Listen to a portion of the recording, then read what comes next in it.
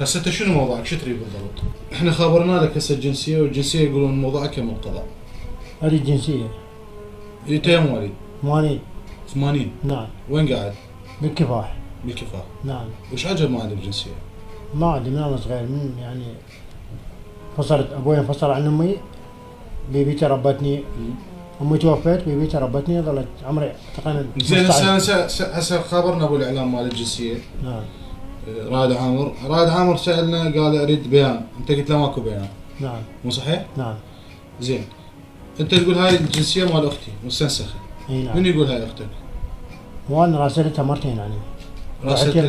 رعيتها قلت له اني وضعيتي شو هيجي. قالت انا اول ما تيجي اجي وياك يعني. وطتك هاي المستنسخه؟ هي اعطتني هاي مرت ابوي الثانيه. هاي الثانيه اللي يعني هسه هاي وحده هسه دقت. هاي مال اختك. هاي مال اختي وهاي مرت ابوي. ابوي متزوج 3 نسوان سيدي. وهاي الشهاده مال وفاه المن؟ هاي مال حجة وفاة مالت ابوي. مال ابوك. نعم. علي هاشم خلف. اخوانك وين؟ ما عندي اخوان، بس خوات. بس خوات. نعم. زين هسه احنا وين وجهنا؟ وجهنا للقضاء.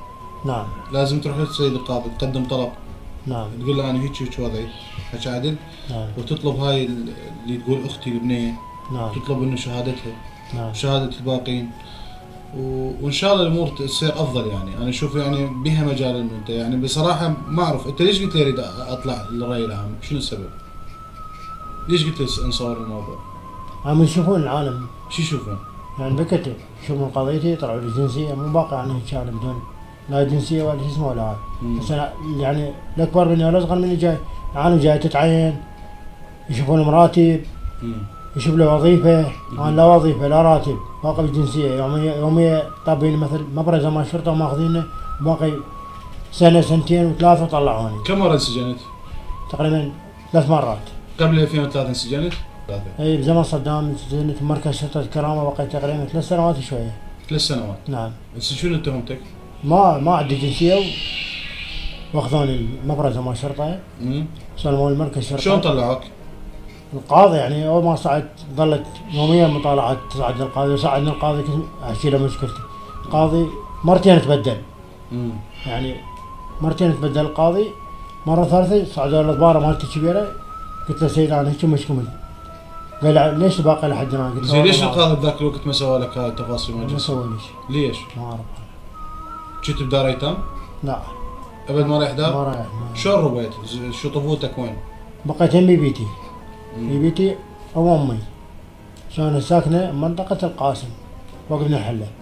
اي من صار عمري تقريبا بلغ عمري. تندلها وين هسه؟ اي ندلها. يعني بيت خالك بيت خوالك تندلها؟ اي ندلها. يعرفوك؟ اي نعم.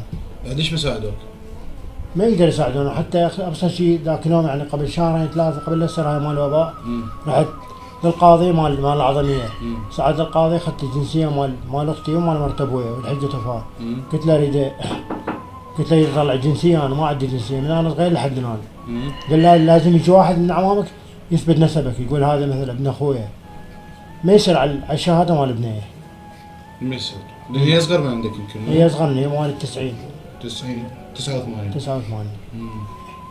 زين انا ما عندي لا عمام ولا خال ولا هاي، بس ابويا ومتوفى. عندي عمه واحده قاعده بالمنطقه الانتصار. جاي من الحسينيه.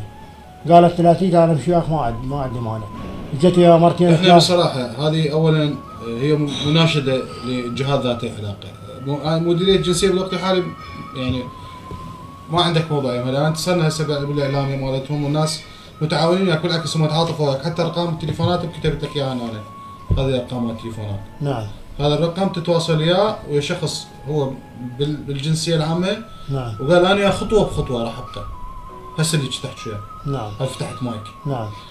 بالمقابل انت عندك وزاره الداخليه هاي مسويت لك قسم الشكاوي، مكتب السيد الوزير قسم الشكاوي، كاتبين اسمك والتفاصيل مالتك والمواضيع، يعني هم متابعين موضوعك الداخليه. بس انت مشكلتك بالقضاء. انت صاير رساله منك ومن الباقين اللي مثل حالتك. نعم. يتوجهون للقضاء، يقدمون طلب للسيد القاضي، والسيد القاضي ما راح يقصر وياهم. يعني انت لما تروح القضاء وتقدم طلب راح يصير عندك اوراق، راح يصير عندك ملف، وبهذا الملف تقدر تثبت حقك، تثبت نسبك، تثبت تفاصيل مالتك اذا كانت هاي صحيحه، واذا كان حديثك غير صحيح هم تقدر تحصل نتيجه من الطلب. زين، نعم. لان مستحيل اكون سالب بدون مستمسكات وهذه. ما اخوان من يقول هاي بنيه اختك؟ اي نعم صح. مو صحيح؟ صح. من يقول اختك؟ صحيح. مو صح؟ نعم. جيد. هسه ان شاء الله هاي رسالتنا ايضا